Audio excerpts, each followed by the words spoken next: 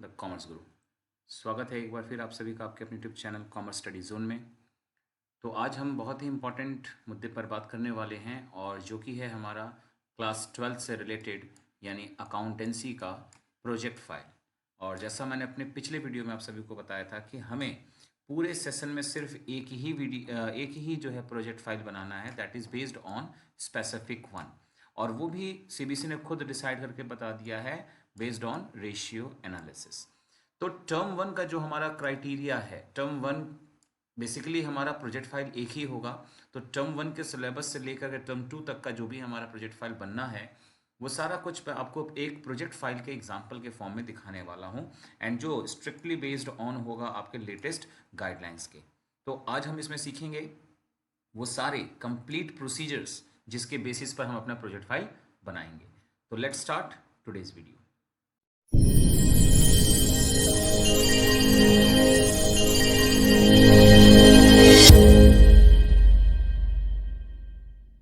सबसे पहले हम बात करेंगे कि हमें सबसे पहले एक कंपनी सेलेक्ट करना है और उस कंपनी का प्रोफाइल लेकर के वो सारा का सारा डेटा हमें उसके बारे में शो करना है। जैसे मैं आप सभी को दिखाना चाहूँगा कि जैसे यहाँ पर हमने एक डेमो जो प्रोजेक्ट फाइल हम बनाने जा रहे हैं वो किस कंपनी पर बेस्ड है, पीडीलाइट। तो ये कंपनी का प्रोफाइल आप सभी के सामने है जो आपको इजीली गूगल के मदद से उस कंपनी के प्रोफाइल में जा करके मिल जाएगा। ठीक है, तो अब इस प्रोफाइल में क्या लिखना है वो मुझे बताने की खास ज़रूरत नहीं है, फिर भी आप देख सकते हैं कि यहाँ पर कंपनी के इनकॉर्पोरेशन से लेकर के उसके इस्टेब्लिशमेंट से लेकर के कौन इसका हेड ऑफिस वगैरह क्या है क्या नहीं, वो सारी बातें आपको इसमें बतानी है। और किस तरह के प्रोडक्ट्स रेंज इस कंपनी में बनते हैं वो सब भी आप यहाँ पर लिस्ट आउट कर सकते हैं। और आपको ध्यान रखना होगा कि हमें प्रोजेक्ट में बहुत ही इलाबोरेटिव फॉर्म में नहीं वर्क करना है, हमें बस सजेस्टिव फॉर्म में एक समराइज फॉर्म में डेटा को शो करना होता है सो दैट कि हमारा प्रोजेक्ट एक अट्रैक्टिव लुक दे सके। देखिए, अब इसी कंपनी के कुछ चीज़ों को हाईलाइट हमने किया है कंटिन्यूएशन में पेज नंबर 2 पर, और जिसमें कि कंपनी के टर्नओवर की बात हुई है। उसके बाद उसके अदर रिपोर्ट्स की बात यहाँ पर एक एक करके हमने हाईलाइट करते हुए देख सकते हो आप लोग, हेडिंग यहाँ पे दिया गया है हाईलाइट्स। ठीक है, तो कंपनी से रिलेटेड कुछ खास बातों को हाईलाइट करते हुए दिखाया, जैसे कि यहाँ दिखाया है Fevicol is now the largest selling adhesive brand in Asia. ठीक है, तो ये इस तरह से कुछ important aspects about the company, क्योंकि ये उस कंपनी का हम एक तरह से ब्रीफ इंट्रोडक्शन दे रहे हैं जिस कंपनी का रेशियो एनालिसिस करके हमें अपना प्रोजेक्ट फाइल बनाना है। फिर कस्टमर्स रिलेशंस के बारे में भी थोड़ा बहुत लिख देना है ना। तो ये कुछ डेटा है जिसमें थोड़ा सा ज़्यादा कम करके आप अपने अकॉर्डिंग प्रोफाइल में अपडेट कर सकते हैं एंड अकॉर्डिंगली अपने प्रोजेक्ट में आप आगे। नाउ आप जैसा आप स्क्रीन पर देख पा रहे हैं, अब आपके सामने बोर्ड ऑफ डायरेक्टर्स का एक लिस्ट है ना, कि इस कंपनी का पीडीलाइट कंपनी का बोर्ड ऑफ डायरेक्टर्स का लिस्ट कौन कौन से हैं, चेयरमैन वाइस चेयरमैन वगैरह वगैरह, जो एक लिस्ट होता है पूरा आप देख सकते हैं।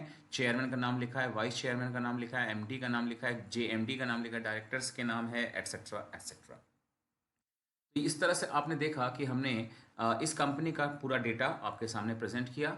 नाउ अब इस कंपनी के प्रोडक्ट इन्फॉर्मेशन की बात आपके सभी के सामने दिखा दी जाती है, यानी आपको आप जिस कंपनी को एज अ प्रोफाइल यूज़ करेंगे उस कंपनी के बारे में दिखाएंगे, उसके प्रोडक्ट्स कौन कौन से हैं। जैसे हम यहाँ पर दिखा रहे हैं फेविकोल है, हॉबी आइडियाज़ है, डॉक्टर फिक्सिट है, एमसील है, ये सब के सब हमारे इस कंपनी के प्रोडक्ट्स हैं और उन सब के बारे में ब्रीफ इंट्रोडक्शन भी हैं। तो इस तरह से आप कंपनी का एक तरह से सारा इन्फॉर्मेशन बताने जा रहे हैं एज वेल एज उनके एक इंट्रोडक्शन दे रहे हैं प्रोडक्ट्स को लेकर के। देन आप उसका लोकेशन दे दीजिए, जैसे कॉर्पोरेट ऑफिस कहाँ है, रजिस्टर्ड ऑफिस कहाँ है, रजिस्ट्रार एंड ट्रांसफ़र एजेंट कहाँ। ये सब आपको अलग अलग कंपनीज के हिसाब से अलग अलग डेटा होंगे जो आपको लेना है। जैसे आपको मैंने पहले ही बताया कि यहाँ पर हमने पीडीलाइट कंपनी का डेटा एनालाइज किया है। तो पीडीलाइट कंपनी से रिलेटेड ये सारी बातें आपके सामने हैं। मैं फिर आपको दिखा देता हूँ क्या क्या चीज़ें हैं। कंपनी का प्रोफाइल है, यहाँ पर हाईलाइट्स हैं कुछ कंपनी के इंपॉर्टेंट पॉइंट्स। देन उसके बाद बोर्ड ऑफ डायरेक्टर्स का लिस्ट है, प्रोडक्ट के इंफॉर्मेशन है जो इस पर्टिकुलर कंपनी ने बनाए हैं या अवेलेबल है मार्केट में। देन लोकेशंस हैं by means of the various offices address. And then अब हम आते हैं अपने टॉपिक की तरफ, जो कि हमारा क्या है टॉपिक आप सभी जानते हैं, हम लोग प्रोजेक्ट बनाने जा रहे हैं ऑन रेशियो एनालिसिस। तो सबसे पहले हम अपने प्रोजेक्ट में क्या करते हैं, meaning and definition of ratio analysis देते हैं, जो आप सभी को अपने अपने बुक्स में अवेलेबल है। आप जिस भी बुक को यूज़ करते हैं उस बुक की मदद से इसको आप ब्रीफली एक्सप्लेन कर सकते हैं कि what is the meaning of ratio analysis. And then बहुत डिटेल में जाने की जरूरत नहीं, लेकिन वो बातें जरूर बतानी है जो आपके प्रोजेक्ट को हाईलाइट करता होगा, जिसमें हमने अगला चीज़ बताना चाहा है कि व्हाट इज़ द इंपॉर्टेंस और सिग्निफिकेंस ऑफ रेशियो एनालिसिस। अब ये सारी बातें अगेन आपको बुक से मिल जानी है। जैसे मैं हाईलाइट किए गए पॉइंट्स बता देना चाहूँगा आपको कि it helps in evaluating the firms performance, then it helps in inter-firm comparison, it simplifies financial statement, it helps in determining the financial position of the concern। ये मैं फिर कह रहा हूँ आपसे कि आप इसको इंटरनेट के माध्यम से भी सर्च करके निकाल सकते हैं। ये किसी कंपनी से रिलेटेड नहीं है, आपको मैं फिर बता दूँ, ये रेशियो एनालिसिस जो हमारा चैप्टर है, कंटेंट है, टॉपिक है हमारे प्रोजेक्ट का, उससे रिलेटेड चीज़ है। तो इसको हम अपने बुक से भी इजीली सर्च करके लिख सकते हैं। एंड मैं यही आप सभी को सजेस्ट करूंगा, बहुत इलाबोरेटिव फॉर्म में इसको एक्सप्लेन मत करिएगा, एक की स्टेटमेंट कह लीजिए या की कॉन्सेप्ट कह लीजिए आपको एक्सप्लेन करना होगा। एंड डेफिनेटली एक डेकोरेटिव फॉर्म में करना है ना। मैंने आपको बस एक स्ट्रक्चर बताने की कोशिश की है कि क्या क्या होना चाहिए कंटेंट के फॉर्म में, बाकी प्रेजेंटेशन तो आपका ही काम है। देन जैसे हमने और कुछ पॉइंट्स ऑफ इंपॉर्टेंस यहाँ पे लिए हैं, उनमें से अगला आता है कि it helps in budgeting and forecasting, it helps in determining liquidity position, it is helpful in determining long term solvency, it is helpful in determining operational efficiency. तो ये कुछ पॉइंट ऑफ इंपॉर्टेंस है। एंड जरूरी नहीं है कि यही सारे के सारे पॉइंट्स आप लिखेंगे, इनसे अलग भी कुछ पॉइंट्स लिख सकते हैं, थोड़ा बहुत कम भी कर सकते हैं, थोड़ा बहुत बढ़ा भी सकते हैं, it's up to you only. Next आता है कि आप सभी जानते हैं हमने अपने सिलेबस में रेशियोज पढ़ने हैं 4 तरह के कैटेगरीज में। तो देख सकते हो आप 4 कैटेगरीज के रेशियो जरूर होते हैं, लेकिन यहाँ पे 3 तरह के कैटेगरीज लिखे गए हैं। तो ये अगेन आपके प्रेजेंटेशन का मैटर है, आपको डिसाइड करना कि आप कैसे प्रेजेंटेशन यहाँ दिखाएंगे कैटेगरीज, ठीक है, ऑफ रेशियोज। जैसे यहाँ पर कैटेगरीज जो बनाई गई है वो किस बेसिस पर बनाई गई है उसको समझने की पहले कोशिश करिए। तो पहली कैटेगरी बनाई गई है based on the balance sheet, मतलब बैलेंस शीट जो हमारा एक रॉ डेटा होगा जिसको हम यूज़ करेंगे अपने प्रोजेक्ट के एनालिसिस में, यानी इस पिडिलाइट कंपनी का बैलेंस शीट, इस पिडिलाइट कंपनी का रेवेन्यू स्टेटमेंट हम लोग एज अ क्वेश्चन रखेंगे। तो उस बैलेंस शीट से कुछ रेशियोज निकाले जाते हैं, जैसे कौन से रेशियोज, करंट रेशियो है, लिक्विड रेशियो है, प्रोप्राइटरी रेशियो है, कैपिटल गियरिंग रेशियो है। जो हमारे सिलेबस का पार्ट नहीं है तो मैं रिकमेंड करूंगा कि आप इसको ना निकालें। डेट इक्विटी रेशियो, यानी ये जितने अंडरलाइन किए गए रेशियोज मैं आपको फिर दिखा दे रहा हूँ वो हमारे सिलेबस के पार्ट हैं, उनको जरूर आप करिए। करंट रेशियो करिए, लिक्विड रेशियो करिए, प्रोप्राइटरी रेशियो करिए और डेट इक्विटी रेशियो, ये हमारे सिलेबस के पार्ट है। बट उसको मत करिए जो हमारे सिलेबस के पार्ट नहीं है, ठीक है ना। तो आप उसको एक्सप्लेन फिर ढंग से नहीं कर पाएंगे, इसीलिए बेहतर होगा कि उसी के ऊपर आप कैलकुलेशन करें जो सिलेबस का पार्ट है। तो ये जो चारों रेशियोज अभी आपने देखे, जिसमें से करंट रेशियो की बात करें और लिक्विड रेशियो, ये वैसे तो हमारे किस रेशियो के अंदर आते हैं, लिक्विडिटी रेशियो का ये एस्पेक्ट है। अगर हम बात करते हैं प्रोप्राइटरी रेशियो या डेट इक्विटी रेशियो, तो ये सॉल्वेंसी रेशियो के अंदर आते हैं। तो देख सकते हैं हमारे जो सिलेबस के अकॉर्डिंग 4 तरह के रेशियो हैं, liquidity ratio, solvency ratio, turnover ratio and profitability ratio. ये 4 तरह के हमारे रेशियो के कैटेगरीज होते हैं। बट हमने अपने क्वेश्चन के अकॉर्डिंग उसको पहली कैटेगरी में डाला जो कि है बैलेंस शीट रेशियो, और जिनमें से हमने 2 रेशियो लिक्विडिटी से उठाए और 2 सॉल्वेंसी से लिए हैं, ठीक है ना। तो इस तरह से बैलेंस शीट के ये 4 रेशियोज हो गए। देन रेवेन्यू स्टेटमेंट के बेस पर बनाए गए रेशियो, जिनमें से क्या होंगे कि रेशियोज जो कैलकुलेट करते हैं different items of profit and loss account, यानी statement of profit and loss account of the firm या कंपनी। और जैसे एग्जांपल है gross profit ratio, net profit ratio, operating profit ratio, stock turnover ratio etcetera, ठीक है। तो again यही कहूंगा कि एग्जैक्टली यही सेम रेशियोज आपको कैलकुलेट करना, that is not compulsory one. आप इसी के अकॉर्डिंग अपने रेशियोज में थोड़ा कम ज़्यादा कर सकते हैं, बट ध्यान रखें सिलेबस से बाहर का कोई रेशियो ना इंक्लूड करें। अब ये आ गया मिक्स्ड रेशियो। तो ये मिक्स्ड रेशियो का मतलब क्या है, जो बैलेंस शीट और जो statement of profit and loss को मिला करके निकाला जाता है, जिसमें आ गया net profit to proprietors fund ratio, inventory turnover ratio, working capital ratio etcetera.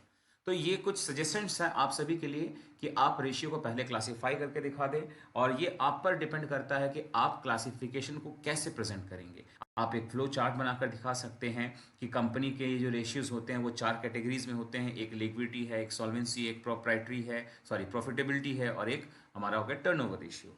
और एक इस तरह से बता सकते हैं कि कैलकुलेशन के पॉइंट ऑफ व्यू से हम इसको इस कैटेगरी में बांट सकते हैं कि जो basis of balance sheet calculate होता है, जो basis of revenue from statement से कैलकुलेट होता है, या एक मिक्स तरीके से। तो ये सब आपके ऊपर डिपेंड करता है कि आप किस तरह से बाइफर्केशन करना चाहते हैं। और आप सभी जानते हैं कि एक प्रोजेक्ट फाइल कुछ और नहीं होता है, एक क्रिटिकल एनालिसिस होता है, एक प्रेजेंटेशन होता है जो individual to differ to person to person differ करता ही है। तो अब जैसे देखिए आपके सामने एक एग्जांपल है कि किस तरह से हम कोई रेशियो एनालाइज करते हैं। जैसे हमने रेशियो लिया, कौन सा, करंट रेशियो। तो करंट रेशियो के बारे में पहले हम बता देते हैं कि करंट रेशियो क्या है। ठीक है, लिक्विडिटी रेशियो के अंदर आता है, ये बता दिया हमने, और उसके बाद उसका कोई थोड़ा बहुत इंपॉर्टेंस बता दिया। इवन आप आइडियल करंट रेशियो क्या होता है वो भी बता सकते हैं, जो कि आप देख सकते हो एनालिसिस में यहाँ बताया गया है कि द स्टैंडर्ड रेशियो इज 2:1, है ना। तो इस तरह से ये चीज़ें आपको बतानी होंगी, चाहे आप इस ऑर्डर में बताइए चाहे किसी भी ऑर्डर में, बट जरूर बताइए। तो ये हो गया something about current ratio. Then current ratio निकाल रहे हैं तो ऑब्वियसली हमें उसका फॉर्मूला चाहिए जो अलग से हाईलाइट होता हुआ दिखाई देना चाहिए आपको। Current ratio is equal to current assets upon current liabilities. Then उसके बाद आपके डेटा के अकॉर्डिंग आपने करंट एसेट्स में क्या क्या इंक्लूड किया उसको आप नाम जरूर लिख देंगे। ये सारे नाम नहीं लिखना है, वो नाम लिखने हैं जो हमारे क्वेश्चन के डेटा में से करंट एसेट्स में इंक्लूड किए जाएंगे।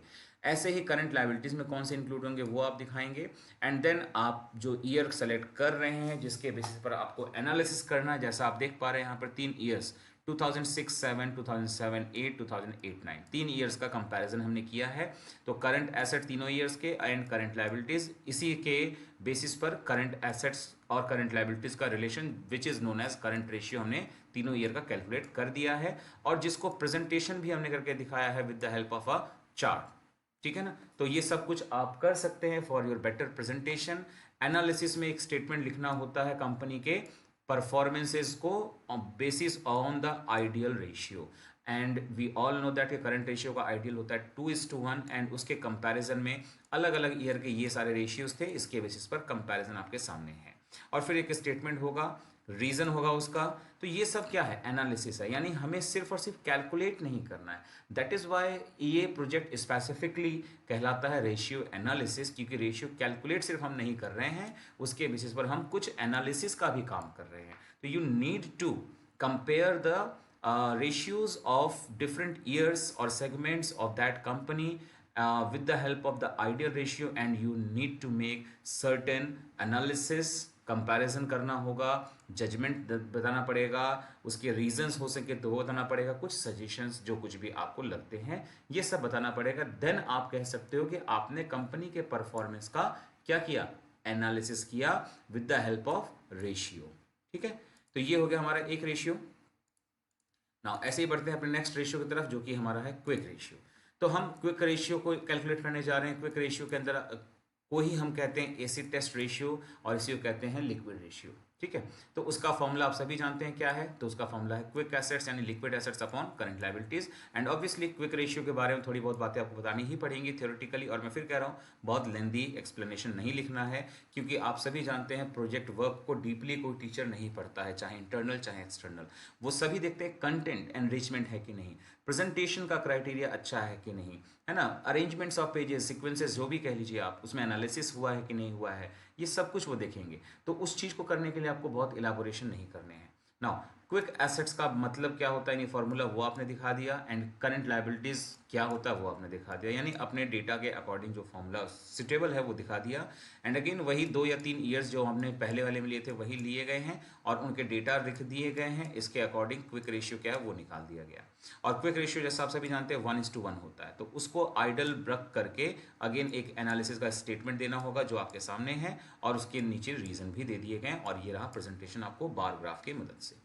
ठीक है, तो इस तरीके से आपने देखा कि 2 रेशियोज का हमने एनालिसिस किया, और बहुत सिंपल प्रेजेंटेशन है, ऐसा कुछ भी नहीं कि बहुत टफ तरीका है इस पे करने का, बट आपको जरूर थोड़ा बहुत इसकी नॉलेज सब्जेक्ट से होनी ही चाहिए। नेक्स्ट हम आते हैं अपने रेशियो की तरफ। तो ये है हमारा डेट इक्विटी रेशियो। तो जिस तरह हमने 2 रेशियोज़ के बारे में बात की, बिल्कुल वैसे ही नेक्स्ट है हमारा डेट इक्विटी रेशियो। उसके बारे में पहले बता देंगे, और उसके बाद उसका फॉर्मूला दे देंगे हम कि डेट इक्विटी रेशियो का ये फॉर्मूला होता है long term debts upon share holders fund यानी इक्विटी। फिर उसके अंदर लॉन्ग टर्म डेट्स में क्या क्या है और शेयर होल्डर्स फंड में क्या है, ये आपके क्वेश्चन के डेटा के अकॉर्डिंग आपको रखना है। फिर जिन 3 ईयर्स या सेगमेंट्स या जो भी आपके क्वेश्चन के अकॉर्डिंग आपको एनालिसिस करने को दिया गया है, उनका डेटा आप प्रेजेंट करिए, उसके अकॉर्डिंग वो रेशियो भी निकाल कर दिखा दीजिए। एंड देन अगेन उसका प्रेजेंटेशन, उसका एनालिसिस एंड उसके कॉस्ट। और स्टैंडर्ड रेशियो क्या होता है वो आपको लिख देना है पहले, और उसके बेसिस पर जो उस कंपनी का परफॉर्मेंस है वेरियस 3 ईयर्स में या 2 या 1 साल में, उसको आप एनालाइज करके स्टेटमेंट दे सकते हैं। तो बार बार मैं आपको एक ही बात कह रहा हूँ कि ये सब काम मुश्किल नहीं है, बट कुछ चीज़ों का मिक्सचर है जिसमें से उस पर्टिकुलर रेशियो के बारे में थियोरिटिकल नॉलेज, फॉर्मूला, उसका कैलकुलेशन, देन उसका ratio calculation, presentation with the help of graph paper, analysis का काम, एंड कॉज और जो भी सिग्निफिकेंस है वो आपको दिखाने हैं। नेक्स्ट रेशियो में हम आते हैं डेट इक्विटी के बाद, तो वो है फिक्स्ड एसेट्स रेशियो। अब देखिए, देखा जाए तो ये रेशियो हमारे कोर्स का पार्ट नहीं है, तो मैंने इस प्रेजेंटेशन में जरूर रखा है इसको, लेकिन आप इसको अपने फाइल में रखें, कोई ज़रूरी नहीं है, because this is not the part of the syllabus. Syllabus में हमारे फिक्स्ड एसेट्स नाम का कोई रेशियो नहीं आता है। फिर भी अगर आपको लिखना होगा तो ये रहा उसकी मीनिंग, आप यहाँ से भी देख सकते हैं फॉर्मूला उसका, उसके अकॉर्डिंग आपका डेटा ये रहा, एंड ये रहा आपका उसके अकॉर्डिंग पुट किया गया फिगर, और उसके बेसिस पर ये कैलकुलेशन और उसका presentation and then analysis obviously. ठीक है, तो यही ऑर्डर बस हमको फॉलो करते जाना है वेरियस रेशियोज में, nothing special we need to do. ऐसे ही आ गया आपका नेक्स्ट नेट प्रॉफिट रेशियो, बिल्कुल ये सिलेबस का पार्ट है। नेट प्रॉफिट रेशियो क्या होता है पहले वो बताएंगे आप, फिर फॉर्मूला लिखेंगे, फिर अपने क्वेश्चन के अकॉर्डिंग, मतलब उस कंपनी के statement of profit and loss and balance sheet को देख करके ये नेट प्रॉफिट का डेटा और सेल्स का डेटा रखेंगे और नेट प्रॉफिट रेशियो कैलकुलेट करेंगे। फिर 3 साल के डेटा को आप प्रेजेंट कर देंगे चार्ट पेपर पर, सॉरी बार ग्राफ शीट के तौर पर, ग्राफ पेपर पर एनालिसिस कर लेंगे, एंड कॉज या सिग्निफिकेंस जो आपको देना है वो आप बता सकते हैं। ठीक है, नेट प्रॉफिट रेशियो के बाद नेक्स्ट आता है स्टॉक टर्नओवर रेशियो, जिसको बेसिकली हम जानते हैं इन्वेंट्री टर्नओवर रेशियो के नाम से। एंड अगेन आप देख सकते हो सेम टू सेम वही स्टेप है, पहले उसके बारे में theoretical information, then formula, then उसको कैलकुलेट करने का जो तरीका होगा 3 साल का, वो आपका डेटा आपने दिखा दिया है, जिसमें से पहला आता है कॉस्ट ऑफ गुड सोल्ड, दूसरा आता है एवरेज स्टॉक, जिसको हम कैलकुलेट करते हैं opening stock plus closing stock divide by 2 करके, ये एवरेज स्टॉक का फॉर्मूला होता है। देन उसको कैलकुलेट करके आपने निकाल दिया अपना इन्वेंट्री टर्नओवर रेशियो, जो 3 साल का, ये 3 रेस्पेक्टिव आंसर आया है, एंड देन इन तीनों को आपने प्रेजेंट कर दिया with the help of graph sheet, and then आपने एनालिसिस किया, कॉस्ट लिखा। ठीक है, तो आपके ऊपर ही डिपेंड करता है कि आप अपने प्रोफाइल में, पेज में, शीट में क्या क्या डिटेल्स देना चाहते हैं, बट ऑब्वियसली ये स्टैंडर्ड तरीका होता है, फॉर्मूला देना है, थियोरेटिकल बातें लिखनी है, सिग्निफिकेंस बताना चाहिए, और उसके अकॉर्डिंग डेटा कैलकुलेशन, देन उसका presentation. This is the standard way to present the ratio calculation. Next आता है net profit to proprietors fund ratio. ये भी हमारे सिलेबस का पार्ट तो नहीं है, लेकिन फिर भी अगर आप कैलकुलेट करना चाहेंगे तो आपके सामने फॉर्मूला एंड डेटा है, आप उसको देखकर यूज कर सकते हैं। देन आता है next net profit to fix asset ratio. Then ऐसे ही आता है turnover to total assets ratio. ये कुछ वो रेशियोज है जो आपके सिलेबस के पार्ट नहीं है, इसलिए मैं उसको ज़्यादा एक्सप्लेन नहीं कर रहा हूँ। ऐसे ही आता है आपका डेटर्स टर्नओवर रेशियो, जिसको हम बेसिकली अब जानते हैं ट्रेड रिसीवेबल टर्नओवर रेशियो के नाम से। तो इसको भी आप उसी तरह से कैलकुलेट करेंगे, और ये उन सभी का डेटा है, आप देख सकते हैं। पहले तो आप डेटर्स टर्नओवर रेशियो क्या होता है वो बता देंगे, फिर डेटर्स टर्नओवर रेशियो का फॉर्मूला होता है नेट क्रेडिट सेल्स, यानी net credit revenue from operation upon inventory, sorry average trade receivable, जिसमें डेटर्स और बिल रिसीवेबल मिला करके आते हैं, और ये एवरेज कलेक्शन पीरियड होता है। और इन सब के बेसिस पर आपने डेटा कैलकुलेट किया 3 साल का, ये रहा डेटर्स का डेटा, क्रेडिट सेल का डेटा, डेटर्स टर्नओवर रेशियो और एवरेज कलेक्शन पीरियड। ये 4 तरह की चीज़ें हमने यहाँ दिखा दी हैं कैलकुलेट करके, और इसके बेसिस पर अब हमें क्या करना होगा, तो अब हमें उसका रिपोर्ट प्रेजेंट करना पड़ेगा। तो ये रहा उसका बार ग्राफ, जैसा आप देख सकते हैं।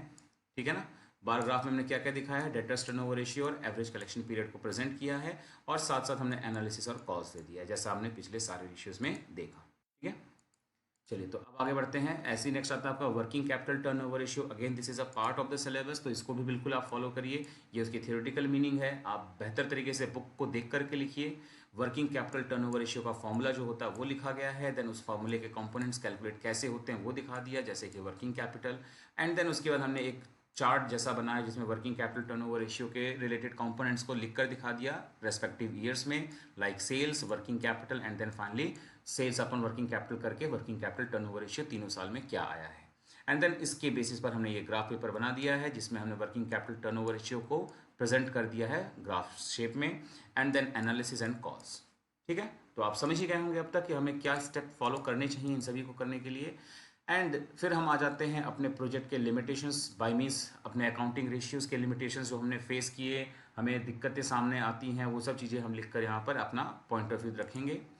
कंक्लूजन ऑब्वियसली हर एक प्रोजेक्ट का एक कंक्लूजन होता है कि आपने रेशियो एनालिसिस का या कैश फ्लो का या जिस चीज़ से आप ये प्रोजेक्ट बना रहे हैं उसको बनाकर आपने क्या कंक्लूजन ऑब्टेन किया वो आप बताएंगे ऑब्वियसली।